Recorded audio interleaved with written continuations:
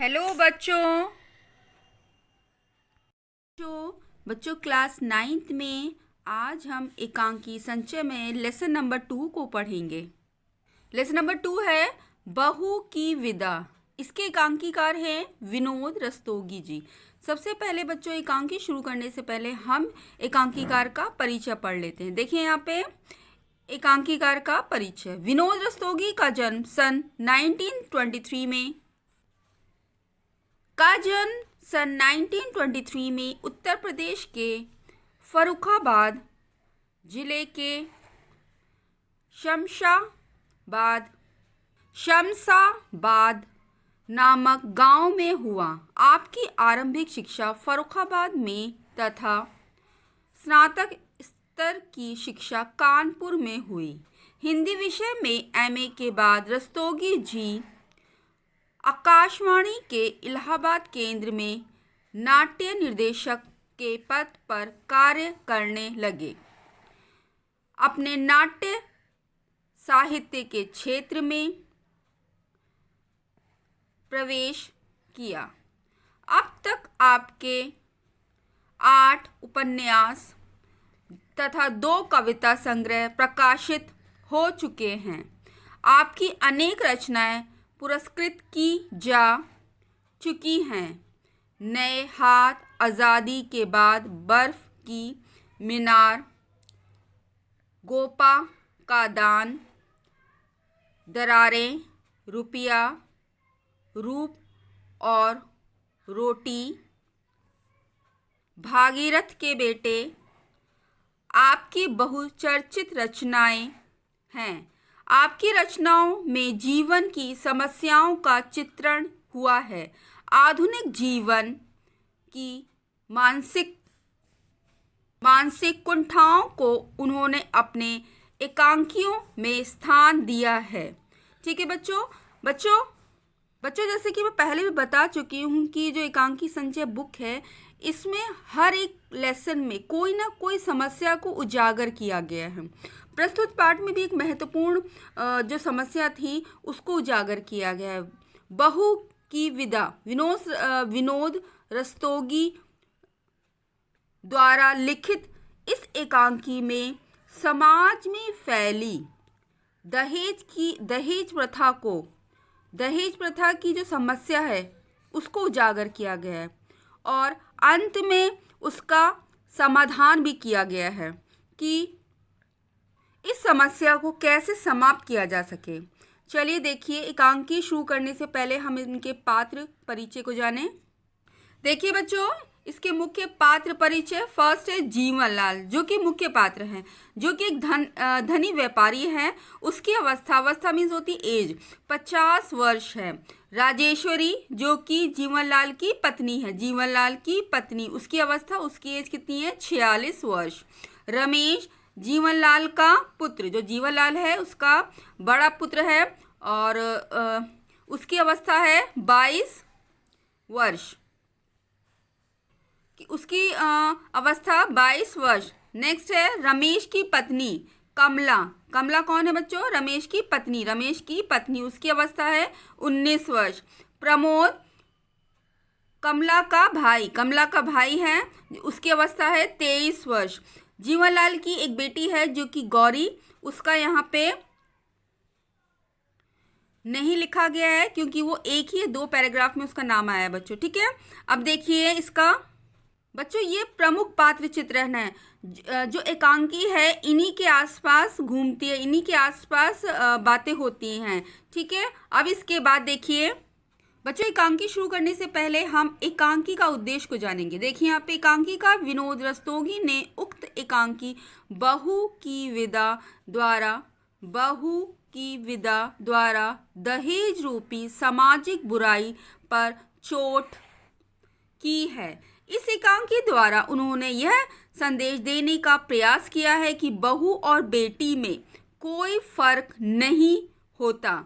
मतलब जो बहू किसी घर से आती है, जो बेटी है किसी घर से बहू बनकर आती है, और जो बेटी किसी के घर जाती है बहू बनकर, ठीक है, उसमें फ़र्क नहीं करना चाहिए, क्योंकि किसी दूसरे की बेटी जो हमारे घर बहू बनकर आई है, तो हमारे घर की बेटी भी किसी दूसरे घर की बहू बन कर गई है।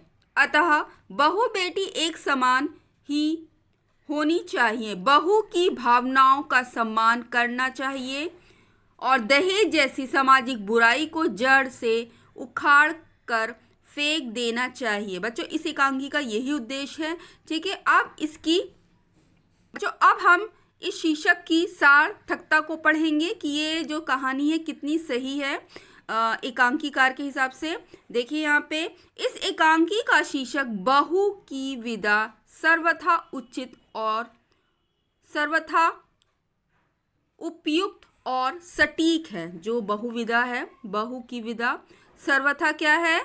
सर्वथा उपयुक्त है और सटीक है। पूरी कहानी इसी शीर्षक पर केंद्रित है। दहेज कम मिलने के कारण जीवनलाल बहू के भाई के साथ बहू को मायके के लिए विदा नहीं करता।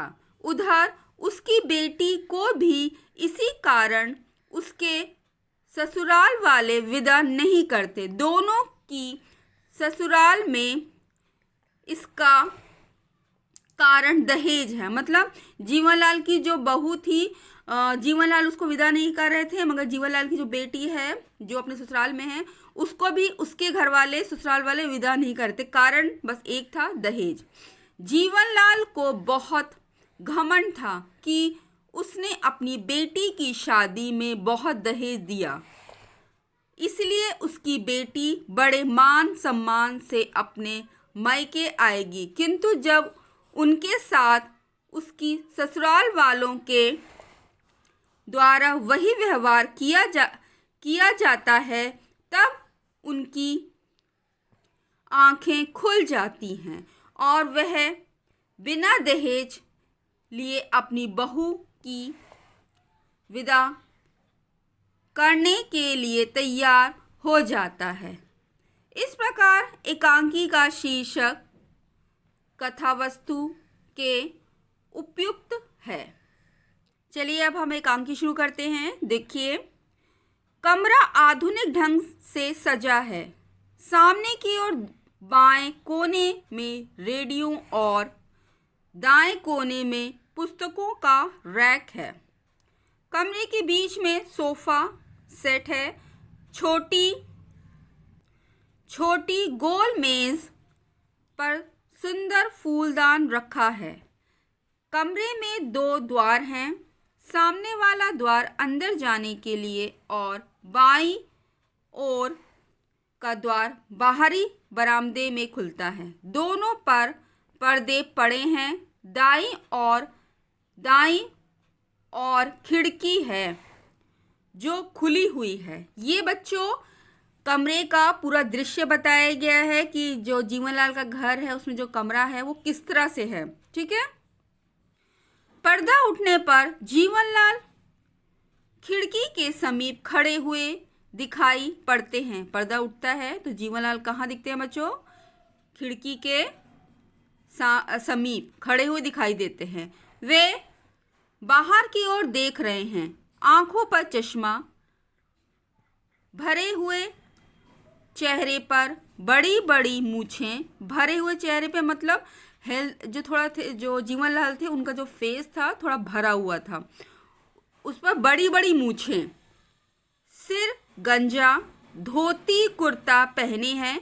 मुख पर गंभीरता और समृद्धि के चिन्ह हैं। मतलब सीरियस दिख रहे थे और अपने आप में गर्व महसूस कर रहे थे। ये किसका परिचय बच्चों? जीवनलाल का। अब आगे देखिए, उनसे कुछ दूर हटकर ही प्रमोद विनम्र भाव से खड़ा है। वह पैंट और बुश शर्ट पहने हैं। चेहरे पर निराशा जन्य करुण भाव है। मतलब जो प्रमोद है, जो कि कमला का भाई है, वो क्या है, विनम्र स्वभाव से खड़ा है, मगर उसके चेहरे पे है उदासी है। क्योंकि आप जानते हैं जीवनलाल अपनी बहू को विदा नहीं कर रहा था, इसलिए। प्रमोद आगे बढ़कर धीमे स्वर में, क्या निर्णय लिया आपने?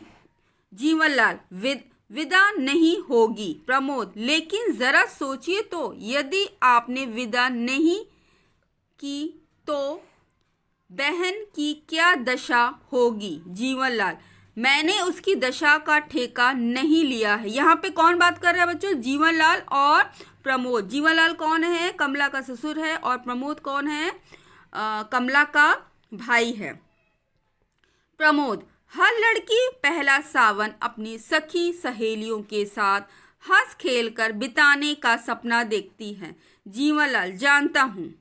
जीवनलाल सोफे पर बैठकर जमुहाई लेते हैं, मानो प्रमोद की बातों से उब रहे हो। मतलब जो जीवनलाल थे वो सोफे पर बैठ जाते हैं और जैसे नींद नहीं आती, बच्चे जमाई लेते हैं, उसी तरह का उनका फेस हो जाता है, जैसे कि उनको लग रहा था कि जो प्रमोद है उसकी बातों से उब रहे हों। प्रमोद, यह जानकर भी। जीवनलाल, अपना निर्णय सुना चुका हूँ, विदा नहीं होगी। प्रमोद, यदि मैं कमला को बिना लिए ही गया तो माँ का हृदय टूट जाएगा। जीवनलाल, मैं मजबूर हूँ। अगर माँ बहन का इतना ही ख्याल था तो दहेज पूरा क्यों नहीं दिया? प्रमोद दीन स्वर में, मतलब दुखी स्वर में, अपनी सामर्थ्य के अनुसार जितना भी हो सका हमने दे दिया। फिर भी अगर सामर्थ्य होता है बच्चों, अपनी क्षमता के अनुसार या अपनी योग्यता के अनुसार जितनी हमारी हैसियत होती है, ठीक है बच्चों। जीवनलाल कड़े स्वर में, अगर तुम्हारी सामर्थ्य कम थी तो अपनी बराबरी का घर देखते, झोपड़ी में रहकर महल से नाता क्यों जोड़ा? बच्चों ठीक है। इसके बाद हम नेक्स्ट वीडियो में पढ़ेंगे। Thank you.